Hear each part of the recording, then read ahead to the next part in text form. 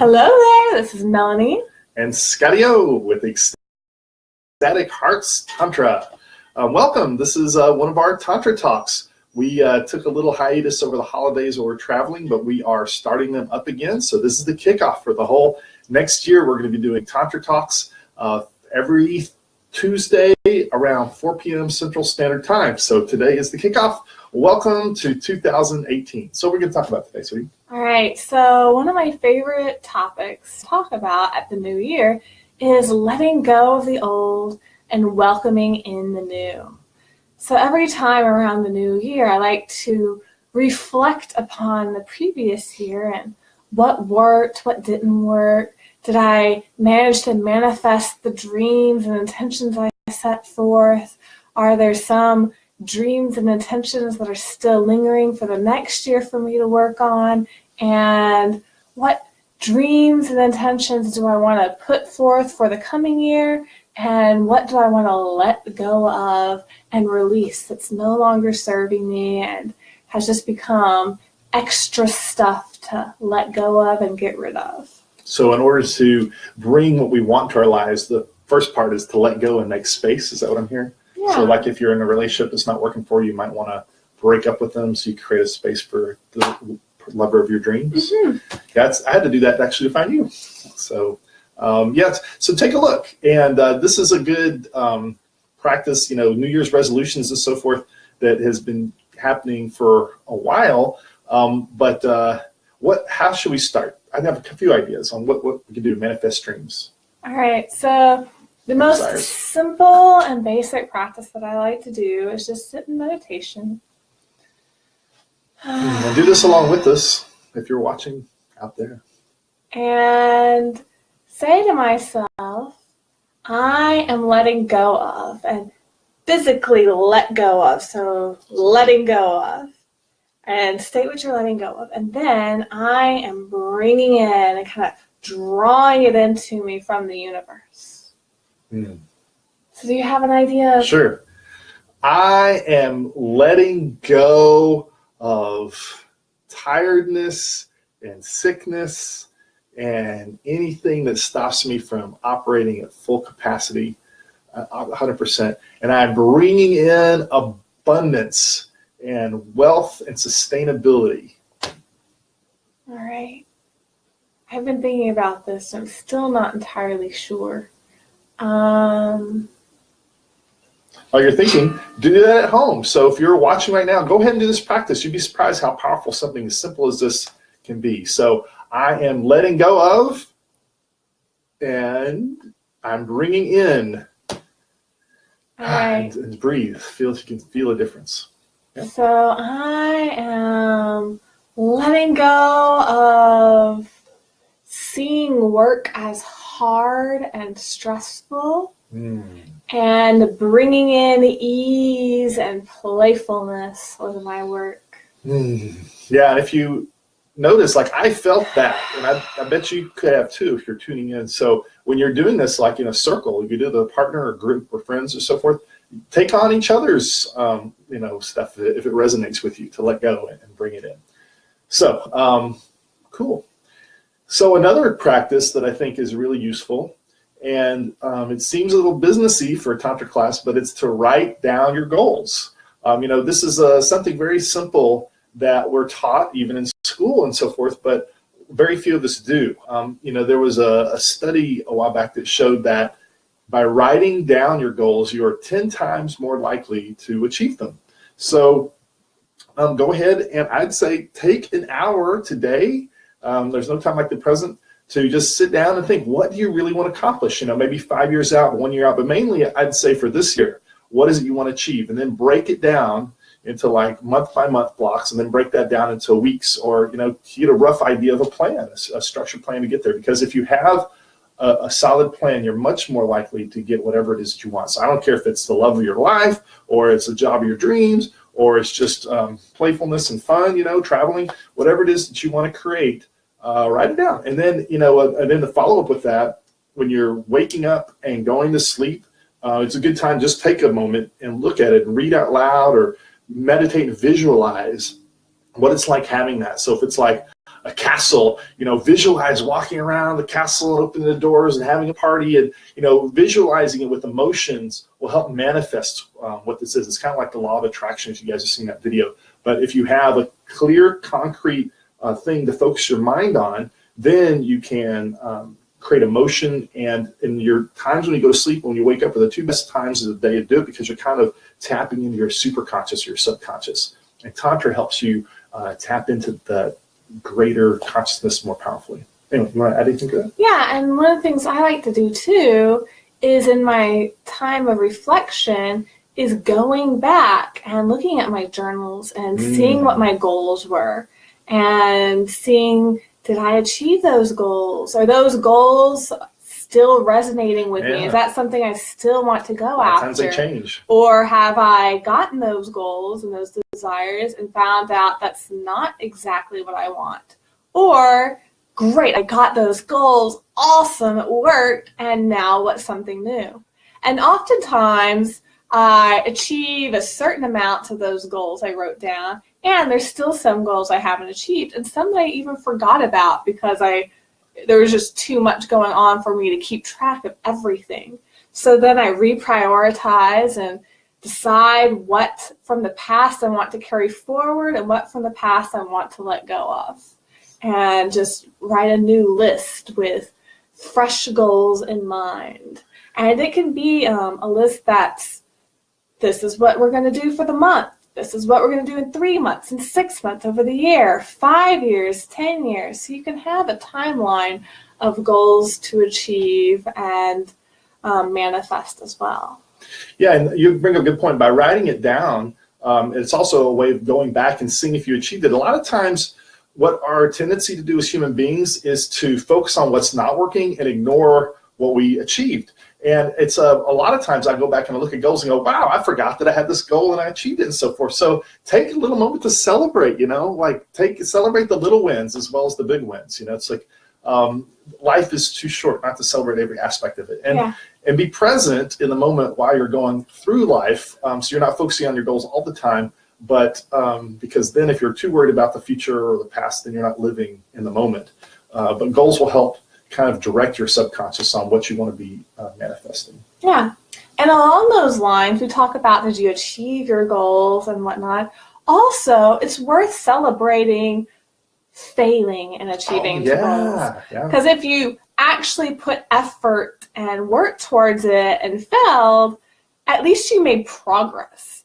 So it's like going in a line. I was going this way, I failed, okay. Now you can alter course and go this way. Failed, alter course, go this way.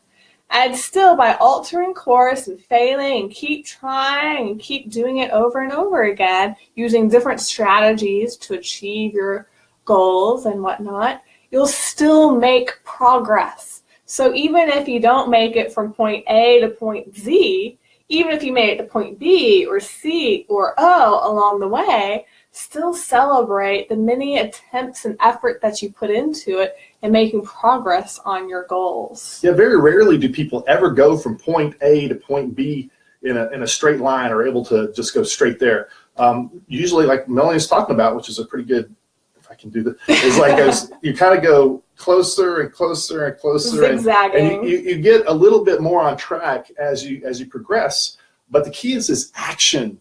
Take action. It doesn't matter even what it is, as long as you take action. The worst thing you can do is analysis paralysis, which isn't bad to get some planning, but when you get over planning, just don't spend more than an hour on your goals, really. You don't have to go crazy about it. But then when you get a clear plan, take some action and then notice what's working and not working and then adjust as you go, because that's the best way to get there. And as long as you're making forward momentum, momentum and has inertia all its own. There's a power in being bold.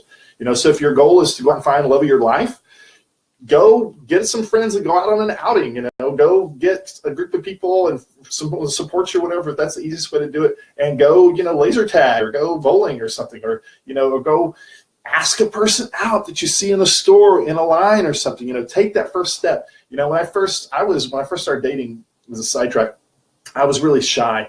And believe it or not, I was shocked. And I was terrified of being rejected because the first woman I ever asked out girl, I was in middle school, laughed at me. And then all the kids in the surrounding hallway laughed and so forth. And I was devastated. I was like, oh my God, what's wrong with me? And for 2 weeks I was debating about it. And for 2 years after that, I never asked a girl out because I was too afraid of rejection.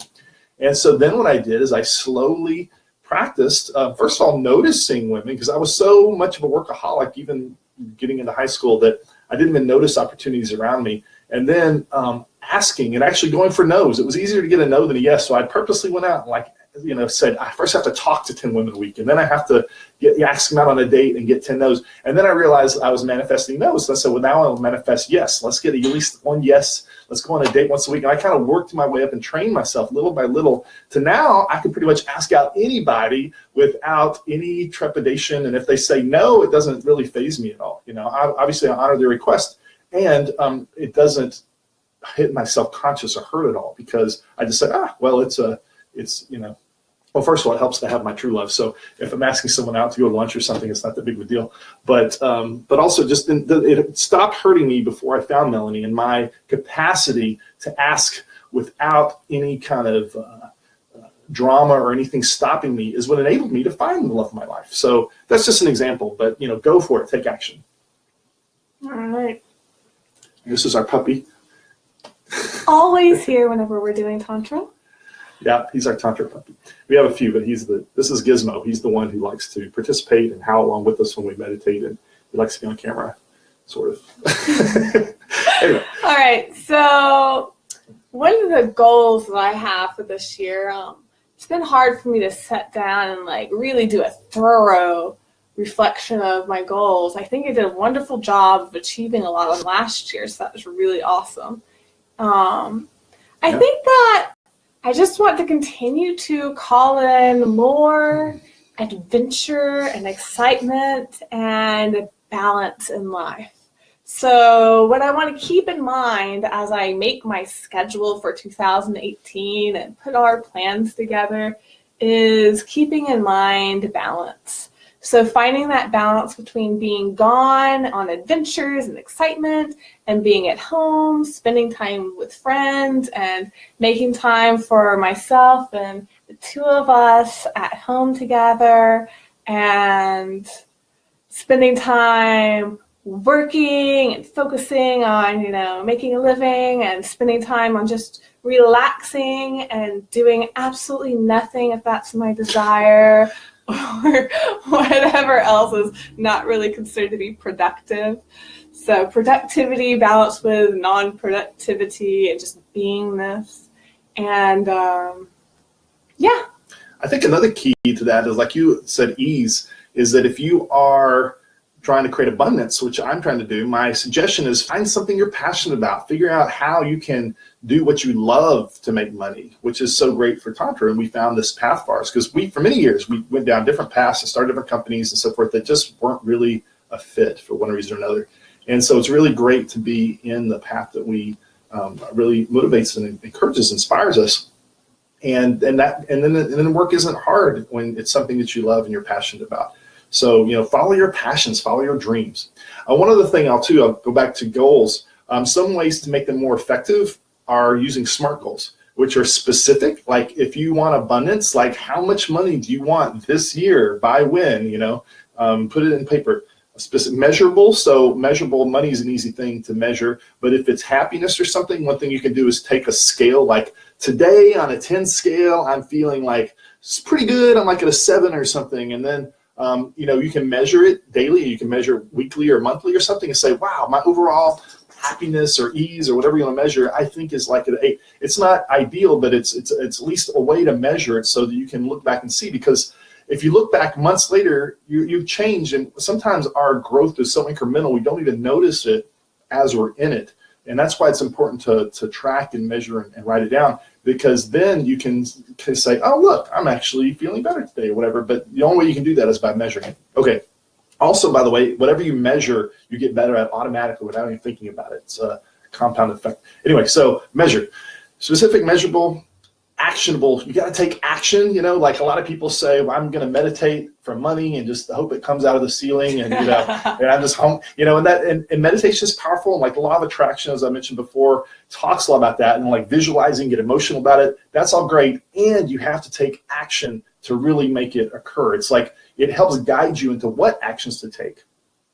Specific, measurable, actionable are. Some people like to say realistic. But then other people like to say, well, realistic just like decreases what you think is, because your approach of realistic is based on your past, which isn't an impact of our future. So what was the other version of that? Rational? I don't know. So, but pick something that you think is reasonable, but go ahead and stretch a little bit. If it's something like, I'm going to go to work tomorrow, and you go to work every day, then that's not really very useful, you know. So pick something that you think you can hit, but it's something a little stretchy. And then timely. Just basically have a timeline, have a timed date as to when you're going to do it, or you know, if it's in a big goal and it's like, oh, I don't know how I'm going to like write a book or something. Figure out what are some steps to do. Like I need to find a publisher. I need to get a group to support me in writing. I need to break it down. I need to spend this many hours a day. You know, you can take a big chunk, and you know how to eat an elephant is one bite at a time. So you take little bites and you chunk it down into like, okay, over a year I can achieve this. You know, it's interesting. Most people overestimate what they can do in a short amount of time. Like they think they can do a lot more than they actually can, but they underestimate how much they can do over a long period of time. So by taking a big goal and chunking it into little parts and then sticking it, you know, month by month, you'd be surprised how much you can achieve over a whole year, a year's long amount of time. And I just say a year because life is now. If you want the love of your life, you want abundance, you want freedom, you want fun, travel, adventure, any of those things, get it now. So don't put it 5 years, 10 years down the line. A lot of people, I think, make the mistake of saying, one day, 20 years from now, when I am retired, then I'm going to start being happy when I have my money and I can start living my dreams. And so I said, man, like wasting the best years of your life, you know, that's kind of a lot of people's, you know, dream. So, you know, live now. You know, for a while I was like, let's do our traveling now while we're poor, and then we'll make money in the future. We'll work when we're older. But you know, let's start with the retirement life. We'll work from there.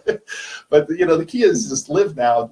Follow your dreams. You whatever you want, you have the capacity to do. We are all manifestors. We all have the divine within us. We all have the ability to create our deepest desires and dreams here and now in the present.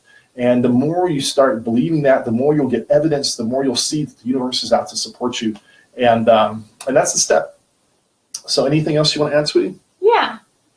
One of my favorite practices to do as well, a tantric practice on getting clear about what more do you want to bring into your life, is the pleasure list. So I think I've gone over this before, but can't do this enough. So whenever I'm thinking about what do I want to bring more into my life, I think about my pleasure list. What is it that brings me pleasure? What is it that brings me happiness and brings me bliss? So write down a list, writing down all the things that come to mind. Just keep on writing everything from the mundane and completely like ordinary to the sexy things and the extraordinary things and the things you only get to do maybe once in your life. What turns me on? Yeah, the things that turn you on. The things that your partner can do to bring you pleasure. Date night special. The things that you can do for self-care that bring you pleasure. The things your family or friends could do to bring you more pleasure. And so yeah, a full list of everything that brings you pleasure. What do you do with the list once you have it? Once you have that list, you can make a copy of it and hang it on your fridge or on your bedroom door if the fridge is too public. But put it somewhere where other people can see so that other people can have an opportunity to see this list of what brings you pleasure. Because guess what? Other people in your life want to participate in bringing you pleasure if they're your friends, especially if they're your lover. They want to know what more can they do to bring you pleasure. And when you put it out there, it's like putting it out to the universe for all to see. If what you can do to worship me as a god or goddess and bring me more pleasure. And sometimes others wouldn't think about those things. They don't know. They don't know that a walk on the beach really is a thing that would bring you pleasure, or just a daily walk with the dogs is something that would bring you pleasure, or that spending 30 minutes worshiping your feet is something that would really bring you pleasure, or coming home to your bubble bath with candles lit and romantic music playing that your honey prepared for you would be something that would bring you more pleasure. So write down a pleasure list. As some of these things are things others can provide for you, and other of these things are things you can do for yourself for self-care. And when you make your goals, maybe you include more of the things in your goals that bring you pleasure. Because life's too short not to fill it up with more pleasure. Nice. And the key there too is be responsible for your own dreams. You know, like the key is responsibility is power, empowerment. For like, if I want something in my life, if I want more pleasure in my life, it's up to me to create it. Now the key is to come from responsibility without guilt, without burden, without, because people like to tie those things together. So most people, when they hear responsibility, it's like, oh, this heavy weight of this I have to do and so forth, and they make it this icky thing. But if you just come from responsibility, like if I want the love of my life, what do I get to do to attract it? If I want more pleasure in my life, how can I manifest it? And that doesn't mean you can't work with other people. I mean, we're social beings and so forth. So with my pleasure list, like Melanie's saying, is write down what can I do on my pleasure list every day. And if you want other people to support you, make requests. Say, Melanie, would you like to pick one of these things to do for me this week? Or, you know, hey, with our date night, if you guys don't do date nights, I recommend having a date night at least once a month, if not once a week, where you make it really special, put the kids to bed, you know, turn off your phones, make it just about you two for at least 2 or 3 hours or so. And then like you can pick some things. Well, these are and you can make them a surprise if you want, but pick some things specifically out of the pleasure list to make the date night special for that person. And that goes into other things like love languages, but wait till the next one to talk about that. But yeah, anything else you want to add? Yeah. So the last thing that I have with letting go of the old and bringing in the new is thinking about your environment. Now, this is the thing that I struggle with a lot because I hate cleaning, I hate organizing, I hate getting rid of things. Hate's a strong word. I know. Dislike, maybe? I dislike. Your language can impact things too. And have not found the pure joy in it yet. I'm still working on that. And I also recognize the extreme value of it. So just taking in your environment, and whether it's one room at a time or 10 minutes at a time, 15, 30 minutes at a time, an hour at a time, however much time you can carve out to address clearing out the old clutter so that you can make space for the new to come into your life. Because as within, so without. Our internal reflects the external. Our external impacts the internal. So taking a look at the world around you, like your home, your house, and taking time to clear out the old clutter, to clean out the cobwebs, can really make a difference. And it's really hard, at least for me, and I know for a lot of others, for us to let go of the old. We become attached to things. And just because we have them, we're attached to them, and we're like, but I got this thing, especially like when we have these Christmas presents everybody gave us, and we're like, oh, it's a present, so-and-so gave it to me. I can't get rid of it. That'd be like bad or wrong, or I feel guilty about getting rid of it. You just have to think about, does it serve you? Is it something you truly want now? And if the answer is no, then thank it and let it go. So what I do is I hold on to an object, especially when I'm like, don't have that gut feeling of yes, no, because that gut feeling can guide you too.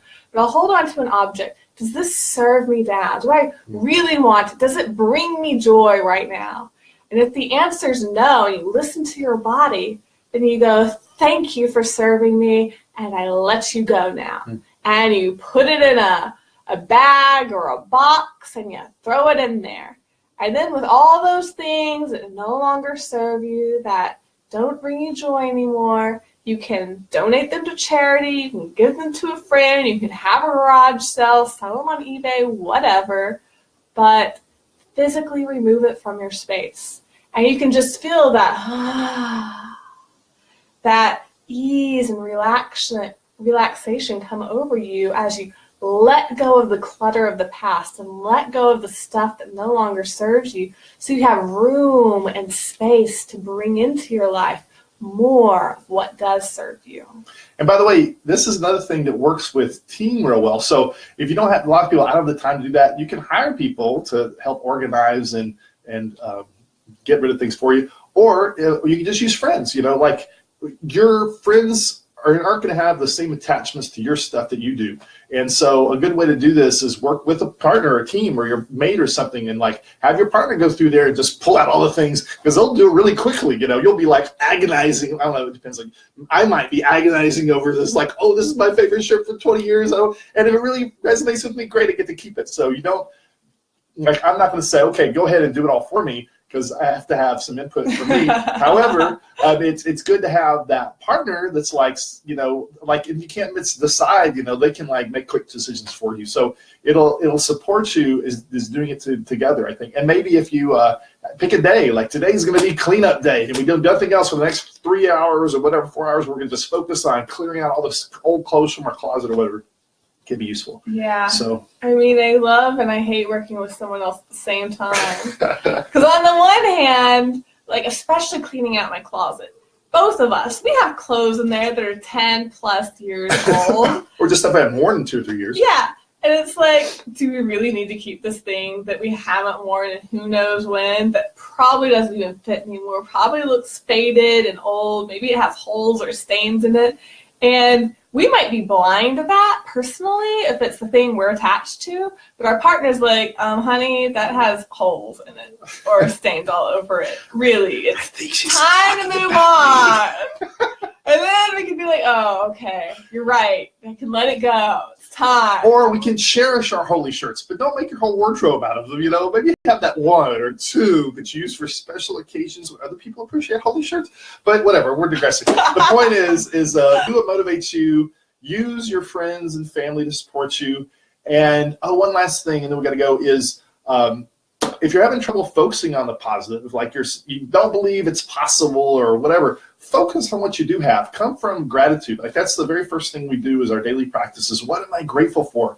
Because whatever you're more grateful for, you're going to start manifesting and attracting more of. So if abundance is your thing, we are all abundance. It's like we are living in one of the best, most abundant places in the world. We all have, libraries. We're all eating. We aren't starving. You have a freaking computer or something, you watching this. I mean, we're already abundant. So focus on all the wonderful things we have, and you'll get more of it.